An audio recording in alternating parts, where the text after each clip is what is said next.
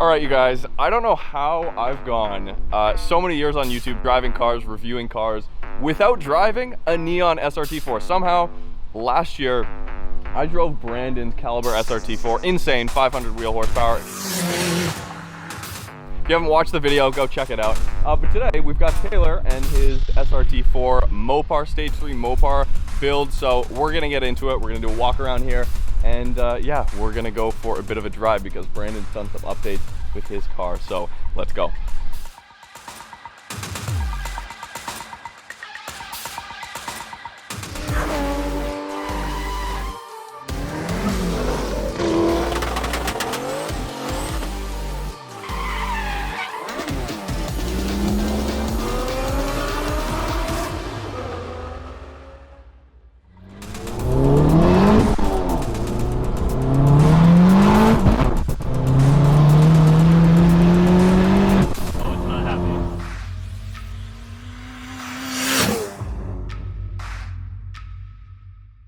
I've had it about 7.5 years now. I got it, it was pretty much all stock except for an intake. The original owner of this car was just a lady who drove it to work Monday to Friday, so it didn't really have many kilometers on it. The husband was apparently a mechanic. He would take it out drag racing here and there. And then the guy I bought it from didn't even own it a year. Well, it's just a ride. It's just a raw driving experience, to be honest. It's super fun. Every time I get in the car, big smile gets put on my face. It was essentially, it's got Stage 3 Mopar kit. You wouldn't really know it just by looking at it, but the idea with the kit was you could buy it, you could bolt it on, and you could just go. You didn't have to go to the dyno, you didn't have to get it tuned, you know, you didn't have to do any logs or, you know, back and forth with a tuner. You just bolt it on and go. Wow, everything is so incredibly simple. This is exactly what I would have expected a Neon SRT-4 to be. Okay, you guys, this is Taylor's Neon SRT-4. I have no idea how I haven't driven a Neon before. Well, actually, I've driven a factory Neon years ago because it was a friend's daily driver. It was terrible. It did not eclipse the list of worst cars I've ever driven like the Smart 4 II did the first time I experienced one of those, but it was fairly awful. Two incredibly different cars. This is, to me, this feels 90s. This is distinctly a 90s vehicle, both in the way that it's styled and, of course, the way it goes about showcasing itself to the world. It's got a wing on it. It's in this ridiculous blue color, which looks amazing. It's got the hood scoop. This is really cool. So everything should work and function almost like factory here. That's fourth. It's got a short shifter on here, and I am not a veteran yet. There we go, there's second. Oh wow, torque steer, an incredible amount of torque steer. Oh yeah, more than 21 pounds, wow.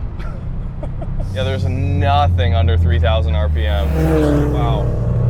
Amazing torque, really good torque. He's got the Firestones on here, Firehawks. Not the greatest tire, but I mean, the car hooks up. This is, you know, again, around 3 to 320 wheel horsepower. It's a quick car. This is much lighter than the Caliber SRT-4, so that's kind of what I would expect. A lot less torque steer here, but there is still torque steer. That's what this is about. This is kind of like the limit of what I would want to run horsepower-wise, but it's totally manageable. This actually has less torque steer than some brand new cars that I've driven that with less power and an LSD. So that I'm actually quite impressed with. Fun fact about the SRT-4, I just learned this about 30 seconds ago. When they modified this with the SRT-4 transmission, and this is the weak point of this car, Dodge actually had to decrease the turning angle, the steering angle, sorry, of this car. So the turning radius is just awful, and that's due to the fact that they built an SRT-4. That to me is crazy. That's one example of a compromise. To make up for it, of course, I believe I'm correct in saying the Neon SRT-4 was only available in a manual, which makes everything better. Wow, there's some wheel spin, top of second.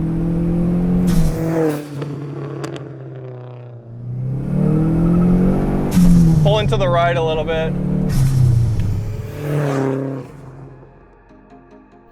With the stock SRT-4, it was kind of a little underrated from the factory. They rated it at, I think, about 240 horsepower at the crank, but guys were dynoing that at the wheels.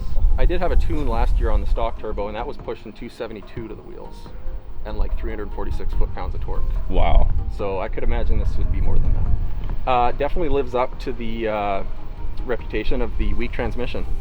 I had the input shaft bearing snap on me. There's a collar that the throwout bearing rides on, and that had broken off completely. I had a linkage pin on the shifter, or the shifter linkage on top of the transmission. The roll pin snapped on that. And then I had another, well, I had the clutch replaced last year, and I just had it replaced again this year. So it's got an ACT6 puck with the street disc, or the HD disc.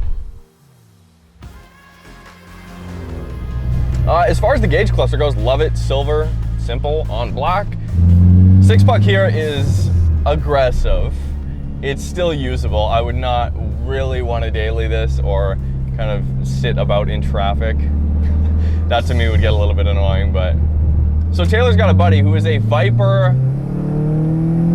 mechanic,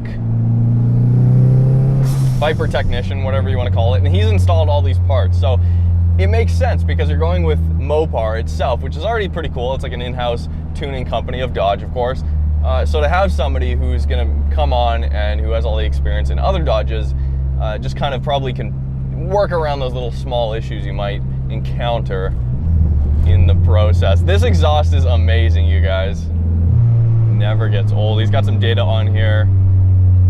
Ambient air temp, all this good stuff. AFRs. Let's go.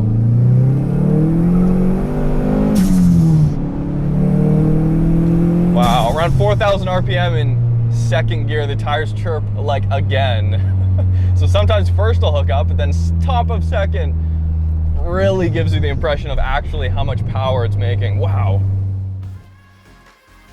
So with the Mopar Stage 3 Turbo, which in fact is also stamped Mopar, which is pretty cool, it was rated at 320 horsepower at the crank. To me, it feels much closer to 300 wheel. And of course, with that came a factory tune. Now, Taylor has been able to run a 13.44 at 106 miles per hour in the quarter mile. Mopar Stage 3 on the SRT-4 was a way of just upselling die-hard SRT customers who wanted just a little bit more. A great strategy overall, especially considering this was at a time when the aftermarket for 4-cylinder turbos was booming here in America. This one I'm driving today is still on stock struts, springs, and sway bars. He's got solid motor mounts here, and then I believe he's got poly bushings for the control arms and the suspension. So everything's kind of tight to an OEM spec, if not a little bit upgraded from what the OEM would have felt like. Steering's a little bit vague. Not the biggest fan of the steering, but you know. And some understeer. There's definitely a fun balance. Nice firm brake pedal feel. Some good rotation. Yanks me out of the corner. Lots of confidence there. I mean, this is the thing. It's kind of, the SRT-4 is honestly aged better with time because it's a lot more connected and less numb feeling than so many new cars. And while it's not, the build quality is not up to spec of some of the other Japanese stuff. At the time, it is American, you know, it's a parts bin car, but, you know, the upside of that is that there are a bunch of parts available for these engines. It's not terrible. The Neon SRT-4 is not a bad tuner car. And for some reason, you know, growing up with Japanese cars, I love to try to get rid of a lot of those preconceived notions and maybe misconceptions and stereotypes that I might have about some of these cars that are wildly popular in the turbo enthusiast community. But everything's held up very well, and this is probably one of the cleanest and well put together SRT-4 Neons I will ever come across. But in terms of power, I don't really want to do too much more. It's kind of at the point where traction's an issue, so kind of like to have that. Do you daily it? I used to, not anymore. Well, in the summertime here and there, but it's pretty much just a weekend warrior for now.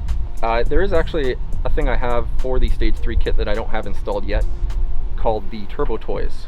And it was an optional add-on for the Stage 2 and the Stage 3 kits. And it added a little bezel on your, in the middle there. It's got an intercooler sprayer setup. It adds a second pump into your windshield washer reservoir. And if you put these sprayers on the intercooler, and then the computer controls when the sprayer goes. The second is called dial a boost, and there's a little thumb dial wheel in the bezel, and you can select 0, 1, 2, or 3, and it'll actually adjust the boost levels on the fly. The coolest feature, though, in my opinion, is the high octane mode. A literal red button on the dash you hit. Yeah. You have to fill it with 100 octane plus gas, but once you do that, it adds an extra like 40 horsepower, 40 foot-pounds of torque or something. And then just some goodies on the A-pillar there.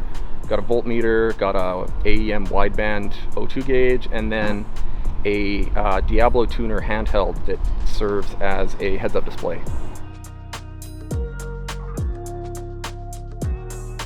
Enter Brandon's car. Not only does he have one of the most frightening front-wheel drive cars I've ever driven, he bought and owned a Neon SRT-4 new off the showroom floor back in the early 2000s. What was that like? Like he said too, it's like really, it's quite raw. It's hard to explain. Like I had a buddy with the Evo that had 400 wheel, and it's just not as raw. That's the only way to really explain it. You don't really feel the power. It was like kind of boring to drive. It had all the traction control and all that, and the SRT-4 Neon was just raw. It threw you back in the seat. You could feel the rumble, you could smell it, you could hear it. It was just, I don't know, more adrenaline to me. Now, what has he done since we last saw the Caliber? Evo 10 valve cover, Evo 10 intake manifold, new blow-off valve, and a dual exhaust. Looks a lot more symmetrical, good for the OCD types out there. Much quieter than last time. It looks a whole lot better though.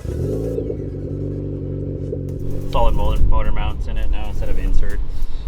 What else we do got? I guess the Evo 10 fuel rail 2 radium. And oh, another biggest thing too is I got the boost by gear tune now for the street. So in second gear it hits about 20 pounds real quick, but then it slowly drops. My tuner has it set up just so it's on the cusp of spinning but not spinning. And then in third gear it does the opposite. And then on the track tune it's just full boost in all gears. So it's only fun spinning for so long before it gets boring. Spinning ain't winning, I guess you could say. I don't know. Useful for scaring the shit out of me. Seriously, honestly, probably the most frightening front-wheel drive car I've ever driven. So yeah, it's fun. yeah, it's incredibly fun. Seriously next level scary. It's really cool to be able to get in these back-to-back, the Neon and the Caliber. Thanks again, Brandon, for bringing it out. We've got boost by gear this time. The seating position's completely different. The Neon and this car are completely different experiences here. They are not even close. Neither of them are really great to daily, although this one is much, much better. I really shouldn't say they're not great to daily. They're just not special. Neither of them feel special when I'm here on the inside. It's not until you begin giving it throttle, giving it gas, and giving it extra power that they begin to get crazy. The shifter's a lot lighter here, a lot easier to get right. And Viper seats, big upgrade here. Huge upgrade with the Viper seats. The sounds are amazing. What a ridiculous car though. Just an absolutely ridiculous car. Whoa, okay, there's some torque steer. Now I remember, now it's like a flashback. My life is flashing before my eyes. That's how it felt when I drove it the first time.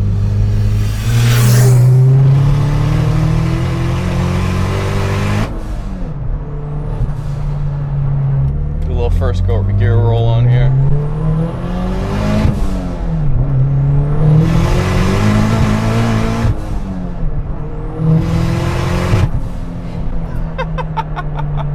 Okay, it's been dialed in. I would say the boost by gear is a little bit on the crazy side. It's still like to the limit, but we're hooking up here, which is good, and it's just one less thing I have to think about.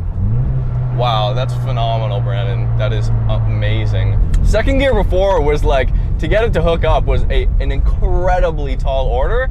Now it's a little bit more manageable.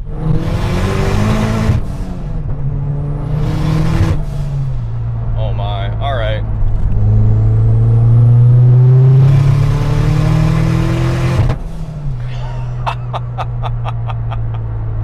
Yes, that's what I was looking for. Little incremental changes that Brandon's doing to make this more drivable, despite the fact that his goal for this car and the thing that it gets used for is drag racing. So that's pretty cool to me. It just makes it a little bit more well-rounded, you know. And of course, Brandon just happened to slap on some smaller brakes to fit a pair of slicks for the drag strip. Unfortunate for us today though, the clutch was simply just not having it.